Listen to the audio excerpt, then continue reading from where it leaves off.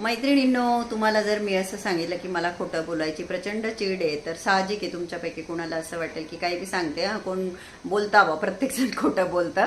कारण की हो, बरेच जण खूप इझिली खोटं बोलता, पण मी खरंच सांगते तुम्हाला, मला खरोखर खोटं बिलकुल चालत नाही. आणि कुठे ना कुठे ना ह्या गोष्टी आपल्याकडे आईवडिलांपासून आलेल्या असतात. मी तुम्हाला एक किस्सा सांगते. एकदा ना काय झालं, मी छोटी होते आणि माझ्या वडिलांचं जे शेत होतं ना, तर त्या शेताच्या बांधावर आंब्याचे झाड आहे. आजच्याही तारखेमध्ये आहे, परंतु ते वडिलांच्या झाडाच्या बांधावर आहे, परंतु झाडं ते वडिलांचे नाहीये, ते दुसऱ्या लोकांचे आहे. त्या झाडांचे मालक वेगळे.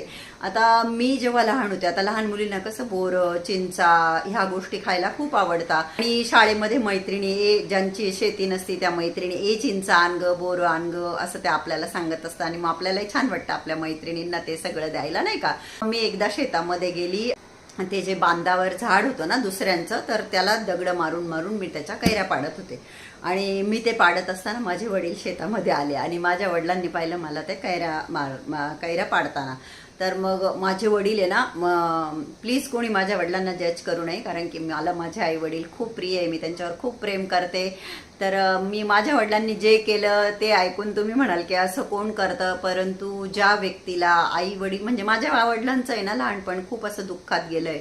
म्हणजे ते जेव्हा सांगताना अक्षरशः असं ऐकायला आपल्याला रडायला येतं. म्हणजे माझे वडील मिलिटरीमध्ये गेले ना, ते सांगताना की बाई मला भाकर घालायला कोणी नव्हतं, खाऊ घालायला मला, त्यांना कोणीच नव्हतं सांभाळायला बघायला. ते खूप लहान असताना त्यांचे वडील वारले आणि आई पण ते खूप लहान असतानाच वारले. त्यांच्याकडे कोणी बघायला नव्हतं. ज्या व्यक्तीला स्वतःला प्रेम मिळालं नाही, त्यांनी आमच्यावर खूप प्रेम केलं, खूप प्रेम केलं. त्यांच्याकडून जेवढं होऊ शकत होतं त्यांनी आमच्यासाठी केलं. म्हणताना आम्ही आमच्या चमडीची काढून त्यांना चपला बनवल्या ना, तरी त्यांचे उपकार आमच्याच्याने फिटणार नाही, एवढं त्यांनी आमच्यासाठी केलं. परंतु हो, मी खूप नॉटी होते, मी असं काहीतरी करायचे, त्याच्यामुळे मग अशा गोष्टी घडायच्या.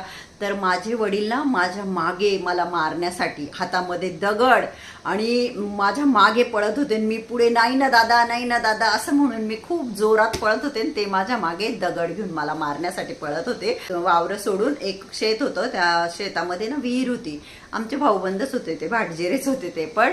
तर माझे वडील म्हटले की थांब, मी आता तुला ह्या विहिरीमध्ये टाकतो. तर मी पुढे पळते, माझे वडील मागं पळताय. विचार करा कसा असेल तो सीन. माझे वडील खूप भयंकर होते आणि मी काय कमी नव्हती. आम्ही एवढ्या 6 बहिणी 2 भाऊ, पण सगळ्यात जास्त बंड कोणी असेल तर मी होते. आणि सगळ्यात जास्त माझ्या वडिलांचा मार जर कोणी खाल्ला असेल तर तो मी खाल्ला असेल. तुम्हाला जर मी एक एक किस्से सांगितले ना, तुम्ही म्हणाल बाप रे सोनाली, तू एवढी भयंकर होती लहानपणी. म्हणजे एवढे डेंजर वडील असताना मी इतका नॉटीपणा करायची, म्हणून ते माझ्या मागे दगड घेऊन फिरले. त्यात त्यांचा काही दोष नाही, मी होतीच त्याला